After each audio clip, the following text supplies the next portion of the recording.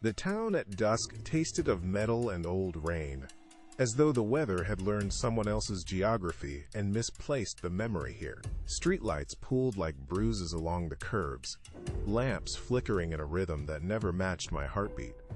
The wrongness announced itself first in peripheral things: a dog that would not cross the bridge, a radio humming a low note beneath conversation, supermarket fluorescents that dimmed when my eyes found them. People walked faster as if hustling away from a whisper they could not name, and I felt an itching knowledge lodged behind my ribs.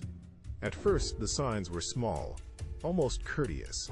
Lawns furrowed in concentric arcs, dew beaded in impossible lattices, a neighbor's clock reversing for 2 stolen minutes at dawn. My phone preserved messages I had not written, half-phrases, fragments of a language that sounded like rain on glass. Shadows lengthened and folded into angles no human light should make.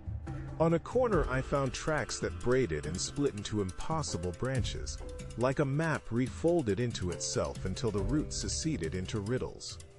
Sleep became a thin membrane. I dreamt of a presence that tasted like winter static and old ledger paper, pressing through the walls of my skull to rearrange the furniture of my thoughts. Daylight felt staged. Words loosened. I began apologizing for things I had not yet done.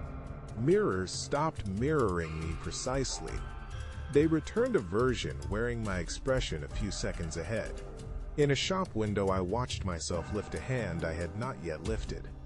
Passers-by seemed to look through me as if I were glass. When the nights thickened, the thing unveiled itself with the tact of a patient anatomist. It did not arrive in flesh, but in geometry. A slow, folding aperture in the sky that unstitched a patch of blue into a field of faint glyphs.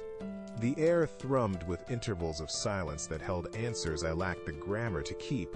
It communicated in pattern and omission, arranging streetlights, aligning flocks of birds into diagrams, setting car alarms to bark in Morse. I felt it skim my memories, plucking out news clippings from childhood, tasting my grandmother's cadence, then setting them down altered, like a library reclassified. The confrontation was less a meeting than mutual recognition between orders of being. It offered neither malice nor mercy. It offered comprehension, the kind that dissolves you into context. I thought to tell someone, then found the same thin doubt smoothing every neighbor's face. Morning came with the bridge gone, the dog gone, the clock forgetting which way was forward. I keep a list of small vanishings because lists are human things. I closed the shutters, wrote the day's last line in pencil, and waited to learn whether waiting would be the last lesson or the first introduction.